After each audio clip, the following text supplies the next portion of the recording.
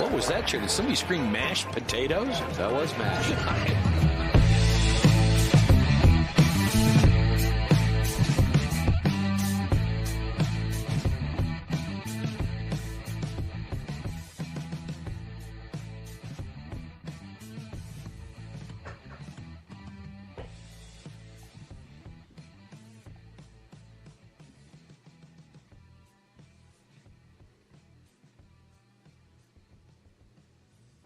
We are live with none other than Mr. Vic Lombardi, the man right there in the photo, in front of Mike Malone and in front of the entire state of Denver, or the entire state of Colorado. Wow, the city of Denver. Nice geography to start the show, Spence. Let's start fifth grade all over again. We're terrible at geography. It's a running joke at this point. Yeah, it's kind of a bit at this point. So. Vic, welcome. I don't know how your liver and your body are doing it, but we're just glad you haven't retired yet. That's the one thing that we're super stoked about, because I thought it was going to happen. Every time I try to retire, man, I got another kid that needs to go to college. I just can't afford. I mean, I would have retired years ago if I didn't have any kids. If you didn't have one living in LA? Oh, that's not cheap either, man. Those LA kids, they go through money real fast. I can only imagine what that looks like. So what was the end of this Nuggets season like for you? This is a golf podcast, but obviously we're diehard Nuggets fans. We have our tattoos scheduled for this weekend, championship tattoos, which we promised each other we'd get every time our team wins a championship. So that's on the horizon. What was that run like, and what was the moment like that you knew, like, I cried? I was in Ball Arena at Game 5 and I cried, sat in my seat for about 20 minutes. What did that feel like for you? First of all, some guy named Jorge Alfaro just hit a home run for the Rockies. I've never heard of Jorge Alfaro, but he just went faro with that shot. Every night they put a new dude in the roster that I've never heard of, so I'm not surprised anymore. Wow. Okay. The last month has been insane, guys. I mean, I'm not gonna lie to you. It's been one of those months that you'll never forget. It's been. Oh, my wife just walked in. Sorry, I'm doing a show. Oh, just need to go? No, you can stay here and listen. You can learn a lot about what I've experienced the last month. I know what you've experienced. Yeah, the boys are asking me how it's been the last month. Hi, Terry. Yeah, they said hello. Hi, guys. Yeah, she's another reason I can't retire. Damn right. Yeah. Anyway, it's just been insane because you got to understand something. I never. Oh, you're gonna have these dogs. Got to go. Sorry, boys. No sweat. Say hi, Terry. All right. Take those mutts. Appreciate it. It's been nuts. It's been nuts because the way they just kept climbing the ladder, right? Climb the ladder.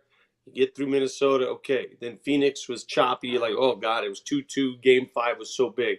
Then you get to L.A., and what they did against the Lakers was downright remarkable, memorable.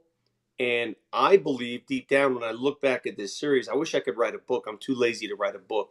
But if I were to write a book on the Nuggets playoff run, I would tell you right now that the NBA championships was won after they swept the Lakers, that it didn't matter who they played in the finals. Honestly, I believe that. Whether it was Boston or Miami, the Denver Nuggets, after sweeping the Lakers the way they did, they were sky high in confidence. They could do no wrong, and it was only a matter of what team they were going to beat at that point. So that's what I think of the NBA run. I think the championship was won in L.A., and the finals were just sort of like a festive 2 weeks to party. Yeah, I would totally agree with that. Well, so obviously with the Avs having their run last year and then the Nuggets this year, have you and Mosier kind of compared a little bit of what the Avs run was like last year versus the Nuggets run this year? Because you look at their run and the Blues in the second round gave them the biggest headache probably. And then same with the Nuggets with the Suns. And then they get to the finals and it almost feels like I wouldn't say the Lightning and Heat were that comparable across the board, but overall, I mean, there was a lot of similarities. I mean, it's almost insane how many similarities there were. It's like crazy. Both teams went 16-4. Both teams swept the Western Conference Finals. Both teams had a tough second round matchup. It's nuts, really, how they compared, relatively speaking, in that postseason run. And here they are, both teams in back-to-back years having parades. So imagine you're a kid in Denver and, you're 3-4 years old. All you know is championships, man. That's all you expect at this point. And we have every team that's won one now except the Rockies. Maybe Jorge Alfaro can lead them to one real soon here. But the fact that the Nuggets did it, I mean this with all sincerity, guys. And there will come a day when I care again. But right now, this summer, I don't care about the future. I don't care about what happens next year. I don't care. The Nuggets are NBA champs, and that's all I care about. Yeah, same with us, man. And it's so funny because no one encompasses Nug life or has lived Nug life more than you. I did see somebody respond to one of your tweets and said, "I've been to more Nuggets games than you." And that was one of the funniest things. I actually laughed out loud at something like that because you've been going since McNichols, since the whole time. And even during that run, Mitchell and I were down in Cedar Ridge, Oklahoma for the Live Tour event, and we're watching Game 6 in Phoenix of the Sun series, and I'm like sweating bullets, and we're up 30 in the fourth. Isn't that crazy? I was the same way, bro. It didn't matter how much they were leading by. I'm like, oh. And then to watch that final game, right? The fourth quarter was a wrestling match. I mean, I'm surprised they didn't start stabbing each other. They weren't calling anything. They weren't calling a damn thing in the fourth quarter, except for when Jimmy Butler knocked Aaron Gordon in the Paulinas, and then Gordon gets the foul for it. They weren't calling a damn thing. So to watch those games, when you're in playoff mode, it makes everything else seem meaningless. And I'm not going to lie to you, watching a Nuggets game now in October will be like, yeah, all right, let's go. Let's get to the playoffs. It's hard, right? It's hard to generate that enthusiasm. Yeah, that's exactly how I felt about the Avs this season. I was like, all right, let's, October, November, some of these games are fun. You got the Friday night games or the big matchups or rivalries. But other than that, it's like, okay, let's go. Get us to the playoffs. It's like the Broncos runs when Peyton was here. It's like, all right, these are merely just, window dressing. We know when this really matters. But so going on to the parade, it sounds like you had to do some fill-in duty, but you also got to speak and relinquish one of the greatest quotes of all-time Denver history. How did you go through all your DMs after that? How crazy were the DMs and you're national? I mean, we always knew you were national, but now you're national. That wasn't my intention, Spence. I mean, I wasn't trying to I didn't think it was that big a deal. I remember sitting in front of my computer the night before because I was told, hey, you're going to introduce Coach Malone and keep it to a minute. And I know how these parades work, right? Because a minute, man, that's just a few words because the crowd's always cheering. So I said, what am I going to say? What am I going to say? And then I said, okay, I'm going to write about, take that L on the way out. I'm going to say something about how it's the 8-year anniversary of when he was hired. I got a lot of things I'm going to say. And then the daddy thing, the one about the Lakers daddy, that sort of came to me that morning. I was like, you know what? We were talking on the radio that morning, and like I told you guys, I thought that the Nuggets won the championship when they beat the Lakers. And you know what I was most surprised about? And this really made me sad, to be honest with you, is how many Nuggets fans that I got feedback from on Twitter, all over really. Twitter, Reddit killed me. They said how cringeworthy that comment was. And I thought about it. I was like, what's cringy about saying that? It may have been a little over the top, but it's all in fun. You're celebrating, right? This is the Nuggets' first championship. It's taken our entire lifetimes to see this. And if you really understand Nug life and you understand where this team has come from, you also understand that the Lakers have been in their way every step of the way. They've denied them in the Western Finals 3 different times. They've always been Darth Vader to the Nuggets, Luke Skywalker, all the time. And so to finally beat that team and to do it on the way to your first championship, yeah, was I rubbing it in a little bit? You're damn right I was. And I don't give a shit. So when people say, oh, that was, that's a terrible dad joke, or you should focus on the Nuggets championship. Of course I'm focused on the Nuggets championship. But you know what? the Lakers gave us as Nuggets fans a ton of pain over the years, a ton. Going home with a ton of pain. Enjoy that pain. Eat it. 100% agree with you. I mean, I even had, I reached out to a buddy who's a Lakers fan, and he was like, "Oh, enjoy your one. We still have 30." Yeah, I I'm don't like, care. I don't yeah, care. Fine. You're a better yeah, franchise. You've won more championships. I get it. I don't care about the Lakers fans going off. I expected that. I expected Lakers fans to be angry. Why wouldn't they? It's the Nuggets fans who were disappointed. I'm like, well, I don't trust you as fans. If you don't understand the hatred toward the Lakers, if you don't get it, what are you? You don't get what this history is. I yeah, mean, it's beating the Lakers was the most important thing in that playoff run. It was more important than beating Miami. It was the most important thing ever. You swept their asses. That was yeah. huge. Yeah, I would say it was a bigger deal to beat the Lakers in the conference finals than it was to win the finals, even though obviously that's the cherry on top. But beating the Lakers, and the other thing too is everybody's like, act like you've been there. It's like, well, we haven't. So You haven't been there. yeah, so Like, hey, why don't you focus on your own team? Well, I am focusing on my own team. But let me ask you guys, if I had said Michael Malone is Miami's daddy, nobody would have gave a shit, right? If I had said Michael Malone is the Minnesota Timberwolves daddy, yeah. You say Lakers, and it takes a different tone, does it not? That's when ESPN suddenly gets, oh, he said Lakers. That's when everybody gets it. They pay attention because the Lakers are that's their pet poodle at ESPN. So you can't damage those goods.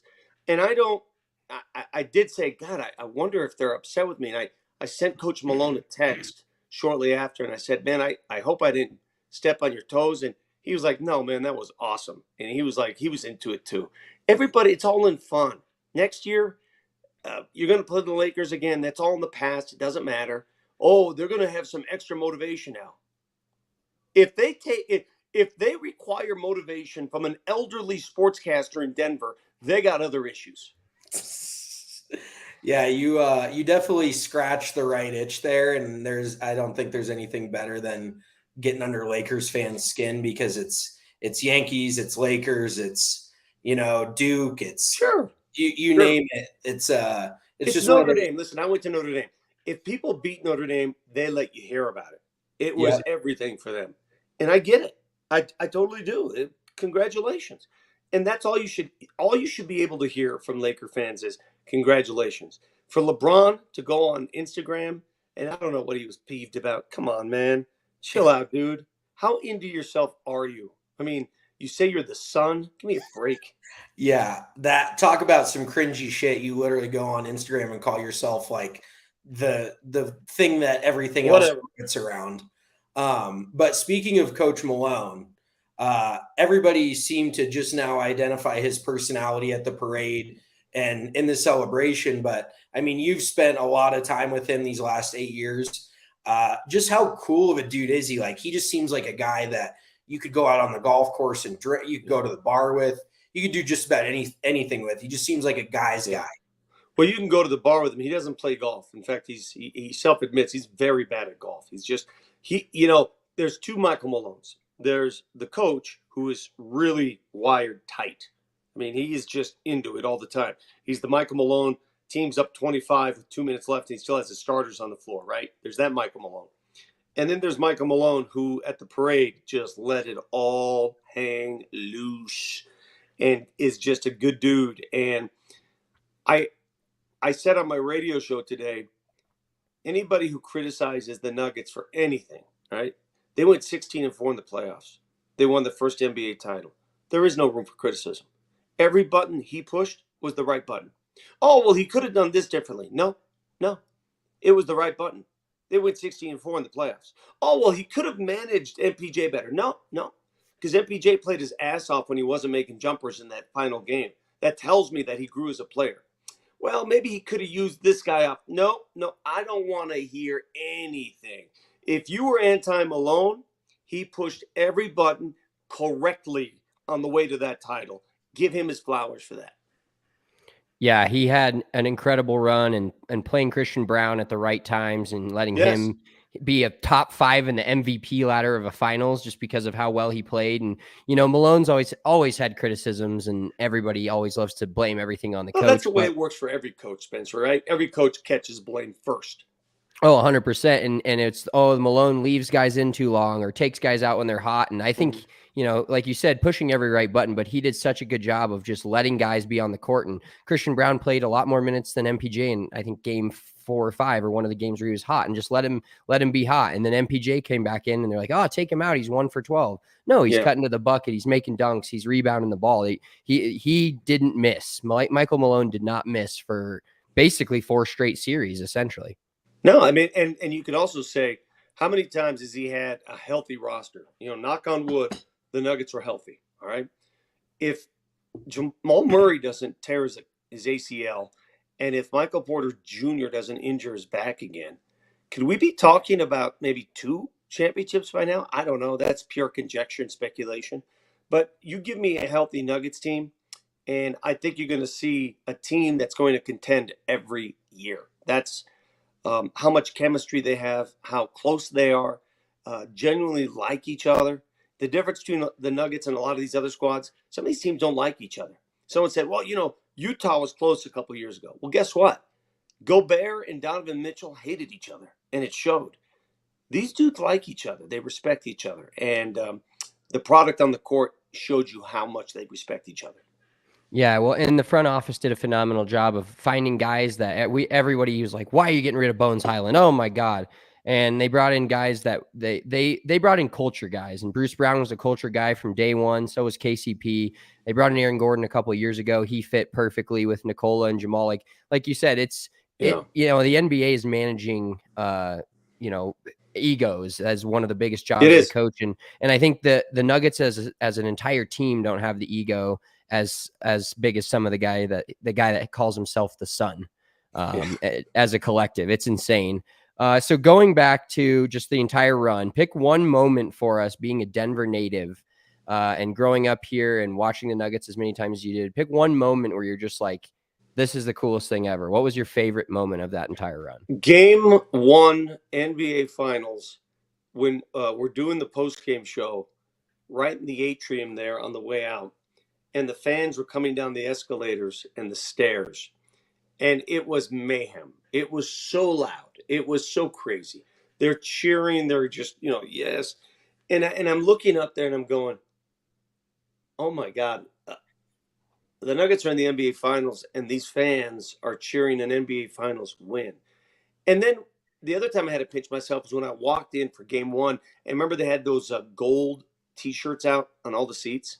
Mm-hmm. And I saw the Ball Arena all dressed up in that gold, and I was like, wow, this is crazy, man. I mean, it's just crazy stuff. So there's so many moments, but those are 2 of them. Beating the Lakers, that plane ride back from LA, I can't give you all the details, but let me tell you this. It was one of the more entertaining plane rides I've ever been on in my life. The players were into it, and the party did not stop for a long time. Oh, man, I would pay good money to be a fly on the wall in that plane. So I'm going to ask you one more Nuggets question before we get to golf. Sure. Was there had to have been a moment, we all know it in Nug life. What was the one moment you'd say your blood pressure spiked a little bit during the entirety of the playoffs? The Matt Ishbia situation in Phoenix really sort of pissed me off because we all know Nikola Jokic and what he was trying to do. He was trying to get a fast break going, a little 5-on-4, because I think who was it? Somebody for Phoenix was stuck in the stands, and Nikola was just trying to grab the ball, and the owner wouldn't give him the ball. And Ishbia knew exactly what he was doing. He was going to hold on to that ball because he saw the advantage coming. And Nikola gets fined for that. And I sat there going, that is just so not cool. If it's any other person but the owner, if it's Joe Schmo or some dude, that never happened. That dude gets in trouble. Whoever it is gets in trouble. It's not going to be the player. It's the fan for slowing down the game. So that pissed me off, to be honest with you. And that was one of those moments where I think as a team, the Nuggets, they actually benefited from that because they got pissed. And the good thing to do when you lose a game like that, other elements come into play, they got ticked off about it. Yeah, that was it. Absolutely beautiful, beautiful moment for the city of Denver, especially after, a much different thing than that's happened than the Lakers beating us 10 times over the last whoever years. But a couple of years ago, Suns and 4 guy, that felt really good to stick it to them after that scenario. No doubt. All right, let's turn the wheels on some golf, because that's what the entire world in Denver is doing now. We were all in on the Nuggets. We're all hanging out. And watching every Nuggets game and worrying about the Nuggets. And now we're into golf mode. And it was funny when I was texting you the other day trying to schedule this, I was like, well, shit, we got golf Wednesday. You're like, I got golf today. So what's the state of your golf game right now? I'm imagining that today's round was one of your first in a while. I couldn't score. I hit the ball okay, but I just couldn't score. And it's just frustrating, watching the pros, because I went to the US Open on Sunday and I'm watching them hit. And one thing I gleaned from just watching them very closely is how within themselves they stay when they hit the ball. They're not teetering. They're not leaning. They're not shifting their weight. They're not trying to add extra power. It's all just that pendulum. You guys know. It's the pendulum. And they're just working their bodies to that pendulum. So I tried to focus on that today. And sometimes I did it too much and mishit the ball. But I'm just not where I was a couple of years ago. A couple of years ago, when we were in COVID, I played every damn day. And my game was really good. And this year, I just haven't been able to get out. And my game is not as good as it used to be. So when we have that match, Spencer, when you're playing with Ryan, is that going to happen? That's going to happen. I'm ready. Ryan had to go recruit a pro, that pansy. So when we have that match, you're not going to get the best of me unless I get in the lab. I got to work on my game a little bit. Hey, I think we'll give you a pass for what you've been doing for the last few months. And I think you would take that trade out 10 times. 10. Yeah. I think if you never played golf again until middle of June, you'd be okay with it. I didn't have any urge to play during that playoff run. I was too nervous. I was too anxious. It's like, I can't play golf right now. No chance. Yeah. No, when you're in the midst of something like that, you're kind of locked in on that and solely that. But so you mentioned you went to the US Open Sunday. Give us your general thoughts. I think we made it pretty well known. You probably didn't see it, but we kind of hated it, if we're being real honest. There were some aspects we liked. Obviously, Wyndham winning was awesome, but yeah. What was your overall takeaway after going and actually seeing it live? It was hard to watch as a fan. Getting around that course isn't easy, first of all, because there's a lot of elevation change. And the reason why it's hard to watch is they closed off a lot of sections where fans would normally be able to stand and watch. They like the 4 and 5 fairways, they wouldn't even let anybody in there because there was a lot of crossing and they didn't want fans getting in the way of the ball. So it was hard to watch. The crowds didn't have those standing room areas where they can get pace of play. If you guys have been to golf tournaments before, it's hard to know what's going on when you're there live. You don't know. You just hear the roar of the crowd. So that always frustrates me a little bit. And the worst thing, you got the app. You have the USGA app, and I'm thinking, okay, it's all right. I'll follow along on my USGA app. Terrible. The web, I had no internet. The internet wouldn't work. It was horrible coverage. So that didn't work. My phone didn't work. My legs weren't working. I'm a short man. I couldn't see over the crowds. Other than that, I got to go to the U.S. Open. So I don't want to sound like I'm complaining about going to the U.S. Open. First time I've ever been, and we got to see a Denver kid win it. One thing that happened that really freaked me out, I've never seen this happen at a pro golf tournament. We're sitting there on which hole was it, 8 or 9, where Wyndham whiffed on that one shot out of the junk? That was Remember? 8, the par 5. Yep. Yeah, so we're actually on the fairway parallel to him, my son and I. And we're watching that. So he whiffs. And next thing you know, a bunch of fans, because they're all rooting for Ricky Fowler, they start cheering. They're like, yeah, come on, Ricky. And I was taken aback by that. Because, this ain't the Ryder Cup. You're not supposed to cheer when a guy mishits a ball. It wasn't like at the Masters, you'd get a groan like, oh. But with this, you got, yeah, go Ricky. And I was like, man, that's cold-blooded. So I was so happy to see Wyndham come back from that. I think the shot of the tournament, actually, or the hole of the tournament, was that hole. He could have thrown a double bogey or triple on that hole, and he managed to get out of there with a bogey. Yeah, his short game was just unflappable all week. Yeah. And speaking to what you just said, I think from a pure golf fan's perspective, Windham Clark may have been going against the two biggest darlings of the PGA Tour from the last decade to 15 years between Ricky Fowler and Rory McIlroy. I mean, if you're just a casual golf fan, you know those two names. Whether or not Ricky's been good for years is kind of irrelevant. But yeah, you could kind of feel that Wyndham was the guy that no one was really cheering for there, except for, us that on our live show after the end of the tournament, one of our buddies went to high school right next to Scotty Scheffler and got his ass kicked by Scotty Scheffler for 4 straight years. And then we got our ass kicked by Wyndham Clark for 4 straight years. I think Mitchell has 6 or 7 second place finishes where Wyndham got first in high school. And so he whooped our ass, and our buddy said, welcome to the club of getting your ass kicked for 4 years by a major winner. I was going to say, at least you lost to a guy that's won a major and didn't lose to some scrub that gave up golf, right? That's awesome. Yeah. I mean, we know Wyndham. We live in Denver, right? So we all know Wyndham Clark, and it's easy. Most of the people that were at that Open, they probably didn't even know who the hell he was. So that's why I think a lot of people were rooting for Ricky and Rory at the same time. The other part of me is like, hey, man, this guy's he's from America. He's an American. Come on, give the Americans some love here. Everybody's pulling for Rory. I get it, because Rory carried the cape for the PGA Tour during that whole live thing. So I get that too. Rory's a good dude. Yeah, he's definitely something. I think he seems a little bit worn out by the whole thing in general. Yeah. So what I didn't know, and I found out after the tournament, is Stan Kroenke is a member at LACC. So I was wondering that. So did you discuss with him at all? I mean, I don't know if you have any contact with him or not, but how often does he play? Like, did you get anything from him? Like, what's his take on it? I had no idea he was a member, and I'm not sure if it's Stan or Josh. Josh plays a lot. I talk golf with Josh all the time. He's a good player. I've never discussed golf with Stan, to be honest with you. In fact, when I was there, my son and I were walking by, and there was a suite, the Kroenke suite. And I'm like, oh, I didn't know they had a suite here. I was going to go check it out. But, we just kept going.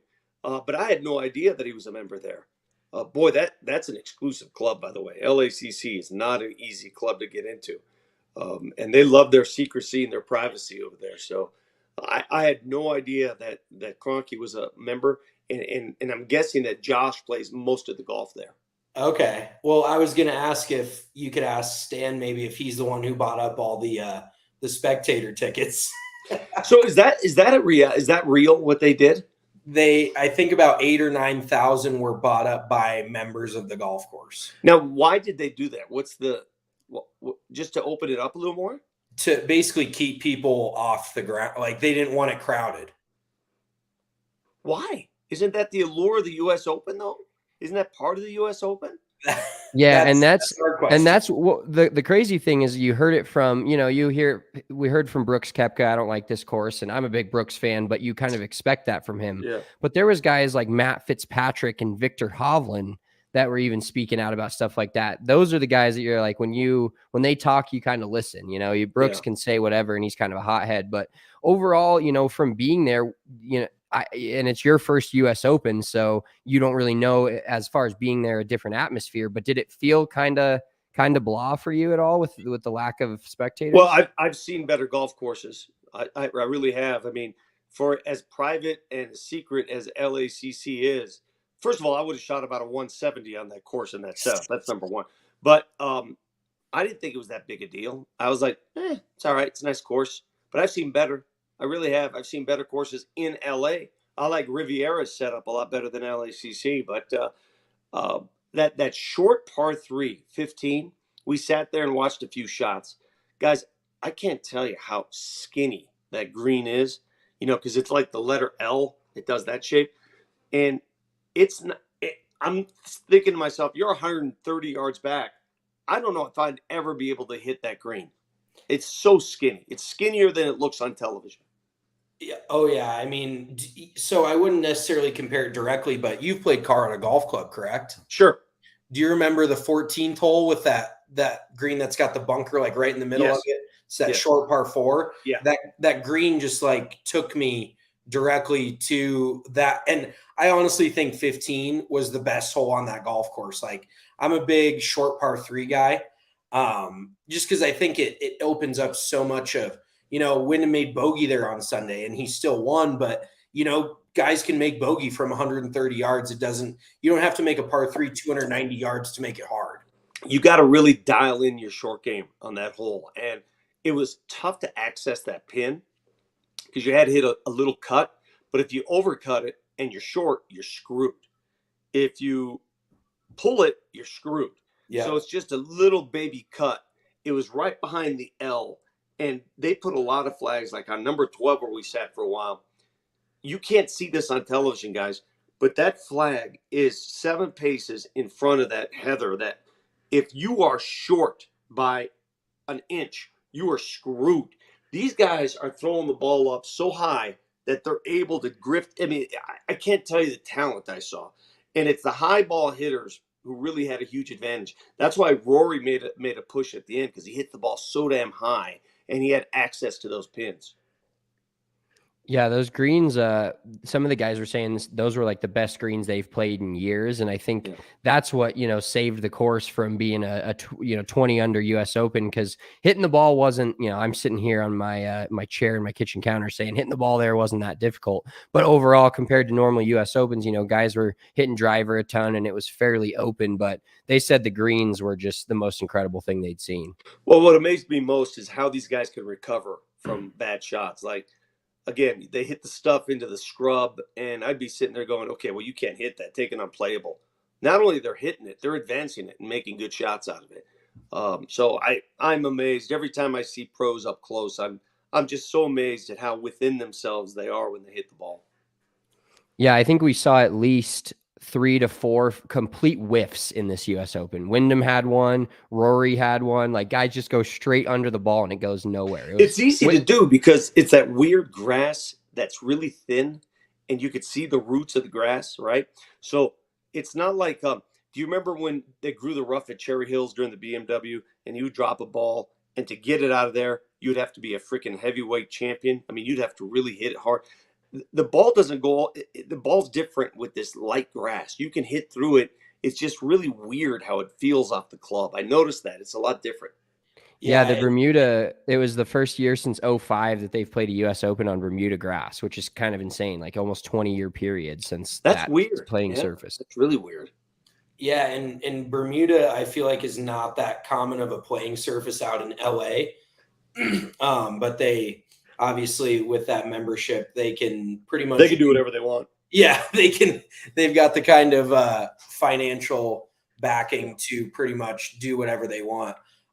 So speaking of professional golf tournaments, this kind of segues a little bit into Castle Pines next year, at least for Colorado fans, because just in general, I mean, Colorado is not necessarily recognized for their golfers or their golf courses. I mean, you've got Cherry Hills that's considered too short. Anything is basically considered too short out here. So I feel like the national media really doesn't care to recognize Colorado golf. But do you feel like Wyndham is maybe put Colorado on the map a little bit? And do you think Castle Pines will? Because, I mean, what was the last year they had that tournament at Castle Pines? 2008? God, man, the international's been gone for a long time. I can't remember the last year.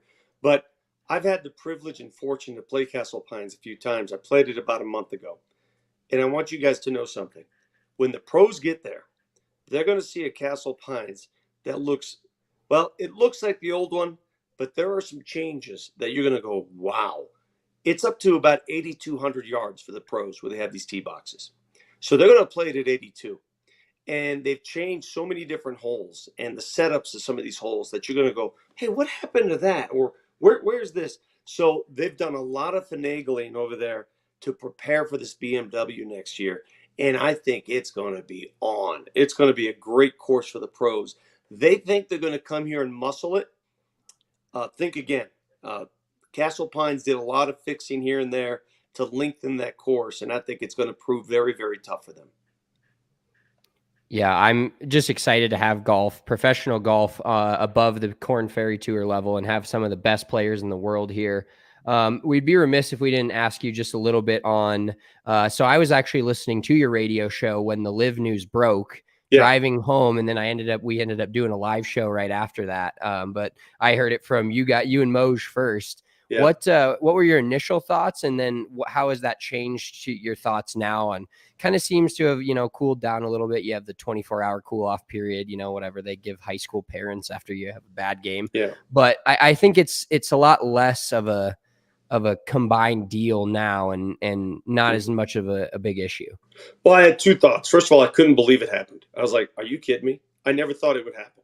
I thought these two tours would go to war for a while, and there's no way that they would cave to the money. But it just proves to me again, money buys everything, including golf. The other thing that came to mind is all those people, and I don't know how many people out there did this, who continue to criticize those players morally, not because they took the money, because I would have taken the money and run, but for their moral ineptitude, for supporting the Saudi government, and it's how it's dirty money and blood money. And I defended that aspect, saying, everything's blood money when you trace it. I mean, a bunch of sponsors of the PGA Tour, they're blood money. Yeah. I mean, blood money comes from everywhere. If you follow the money, eventually it gets to blood. I mean, give me a break, right? So that morality thing really bothered me. And now you look back at it, the dudes who jumped, they gotta be laughing their asses off, because they made money and they're gonna get to play in all the tournaments that they wanted to play before. So, hey man, good for them. I can't believe that the PGA relented.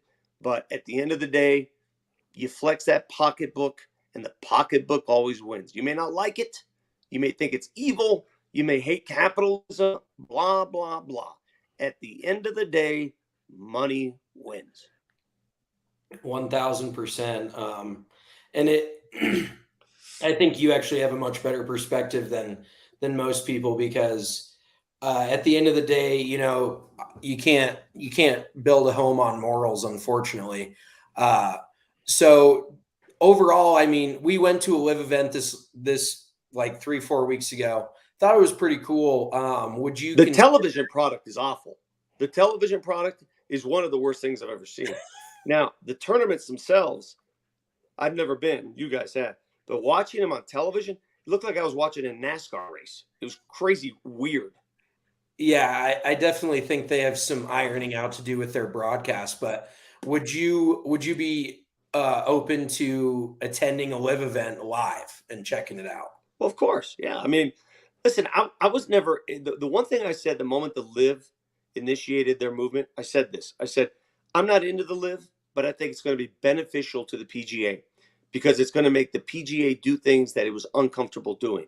And it's going to be better for the tour, because competition is good. Fellas, in every walk of life, in the radio business, competition is good. You better compete. You better not get lazy, or you get your ass handed to you. In the newspaper business, competition is good. Any business, competitive balance is necessary. And in the golf business, the live tour made the PGA do things they were uncomfortable doing for the benefit of the game, I thought. Completely agree. It was actually amazing though. We had quite a few people reach out and be like, why are you there? Why are you like tweeting for it? It was kind of like you with like Nuggets fans. You're like, what are you talking about? Like, it's professional golf. Like, why wouldn't we want to go? Some of the most talented players in the world. So it's definitely, it's one of those things where it's almost like people will stop being your friend if you like. It's like the stupidest shit I've ever heard. I stopped worrying about a lot of that. At the end of the day, you got to believe in yourself and who you are. And if someone thinks you're someone different, you're not going to change their minds. Not in this day and age. There's too much chatter, right? There's too much chatter. I always try and give my side of the story, but if someone doesn't want to believe it, and you think by you guys going to a live tour event that you're suddenly you're pro killing people? I mean, that's it's not who you are. You're watching golf, and somehow, some way, this golf tournament emerged, and somehow, some way, the live golf won the tug of war. They won. There's no other way to look at it. PGA didn't win. The live tour, the live guys won, and now golf. I think at the end of the day, you're going to have. You know who loses in this? To be honest, who loses are those peripheral players who aren't really stars, who are trying to just hang on, because they're going to compete with the bigger pool of players now, and that's going to be tough for them. Yeah. Those guys that vaulted themselves up to the top, top 75, or that chance to get in the playoffs in the second round of the PGA Tour playoffs, that may have to compete against, a better field of players. But it is funny because going to that live event, there was, there's the Cam Smiths and the Dustin Johnsons and the guys that you've seen win a ton of majors. And then you've got guys that, no joke, look like some of the guys we saw hit shots. I was like, dude, this guy wouldn't make $1 in a whole season playing every PGA Tour event. That's how bad they were. But, they took the jump. So one live PGA Tour kind of style question for you. Are you pro shorts in golf on the 100%. PGA Tour? 100% pro shorts. Now, I'm also a traditionalist. I'm a traditionalist in some sense. There are a couple things that I like to see maintained and other things that I don't. But you're playing outside, and when they play in Memphis in the middle of the summer and it's 100,000 degrees and there's 800% humidity, and these guys they're sweating through their shirts and their ass. I remember watching Joey Sindelar when I worked the International. I was a spotter, and I followed Joey Sindelar, and it was a hot day in Denver, and he had ass sweat. He had swamp ass. And I said to myself, this is disgusting. This guy probably smells like crap right now. Let him wear shorts. So, I don't mind the whole shorts thing, but there's other things I don't like. The whole logo, it looks a little cheap. Everybody have a logo, and there's a lot of stuff like that I didn't get into. But shorts, I mean, come on, man. This isn't 1940 where you go to a sporting event at Old Fenway Park and everybody's wearing a fedora, see, and a tie and a trench coat. I mean, times have changed. 100%. I mean, I assume you're on around the same wavelength with music on the golf course then? Oh, yeah. I mean, I have no problem with music. I do have a problem with people that don't respect when you're about to hit and the music is right in your face. Maybe just give me a little breathing room, but I have no problem with music. It's just, young people, I love playing golf with people a lot younger than me. In fact, that's all I play golf with. I usually play with people a lot younger because I listen to their kind of music, and I love listening to music that makes me loose. So that's part of my game. Now, I can go without it too. You can adapt and go to places without it. But I can tell you this, man.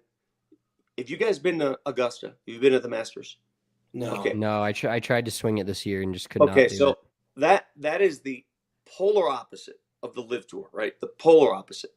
But I love it.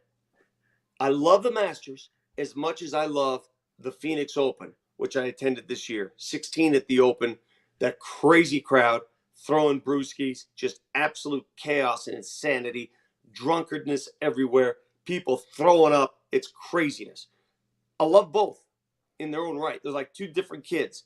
One's a sloppy freaking drunk, and the other one's a button-up accountant. But I love them both for their own reasons. Yeah, and I think that's what too many people got into was there's only one way to have golf, and there's not. And the people that think that there's only one way to have golf are the ones that are going to they're going to hate it no matter what. They're going to be yelling at clouds no matter what. There's two ways, golf can be played in multiple different ways, and it can be fun, it can be serious, and it can be both at the same time. I mean, playing with you and Moj, like you guys can play serious golf, but you have a good time the entire time you're doing it. Well, we have potty mouths too, and we curse a lot. But you also have to adapt, right? The beauty of golf is you adapt with who you play with.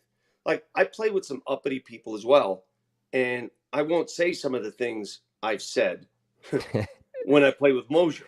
Time and place, right? Yeah, I won't do some of the things I do. And you play a different style, and you act a different way. And people may say, "Oh, well, that's fake." No, it's not fake. You're just adapting to the people around you. We all need to adapt to people around us. I act differently in front of my mother than I act in front of my friends. So you adapt. It's not that hard. Yeah, So- much like the Nuggets plane ride, that first oddcast, I heard some things out of you and Moj's mouth that I had never heard in my life before, and maybe never hear again. And still to this day, I if I think about it, I chuckle. Yeah. Well, I wonder how much of that crap made the airwaves. I forgot that was being broadcast at the time. So We were off the live at that Yeah, point. okay. we were not live. Vic, I got one more question for you.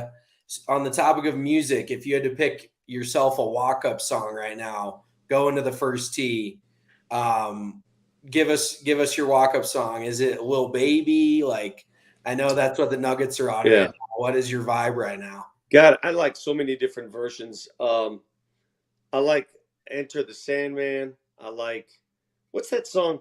Dun dun dun dun dun dun. What is that song? Spencer. Oh, They played it in Miami. I love it. That gets me going.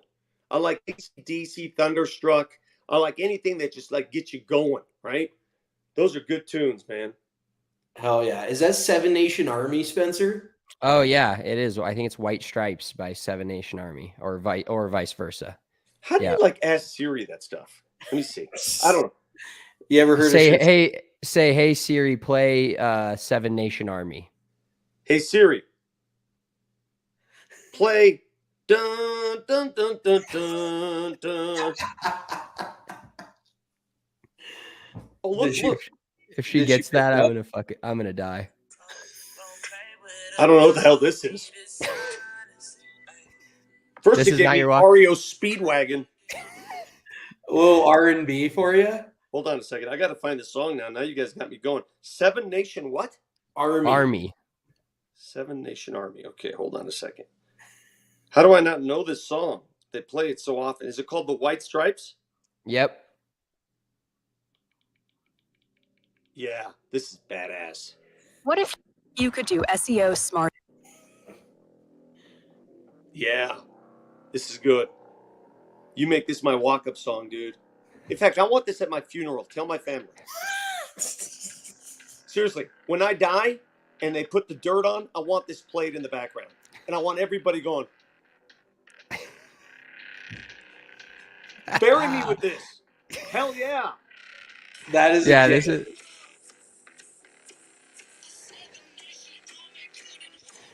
This is Bury the my one. ass. hell of a jam. Well, we will make sure to tell your family that. Glad you're not retiring. We're not burying you anytime soon. We still want to listen to you. I am going to beat the shit out of you, though, on the golf course later this year. I know. I can't wait for that. It's going to be Well, I'm great. going to cheat my ass off when we play. Just expect that. So, I wouldn't expect anything less from you or Moj, definitely. yep. Boys, you guys are the best. You're real. I love your stories. I love what you do. Anytime, man. For you guys, I'll do anything. So thank you, boys. Vic, you're the man. Vic. Mitch, Thank- screw off appreciate for leaving in New Jersey, man. You must be in love, bro. Hey, love makes you do crazy shit, right? Hey, just one word of Mosier's been in love a few times too. Remember. Comparing me to Mosier's disparaging to my name. So All right, boys. Take care, man. Thanks for having Thanks, me. Vic. Appreciate it. Later. Vic. How do you turn this crap off? You turn it off. I don't know what to do. We-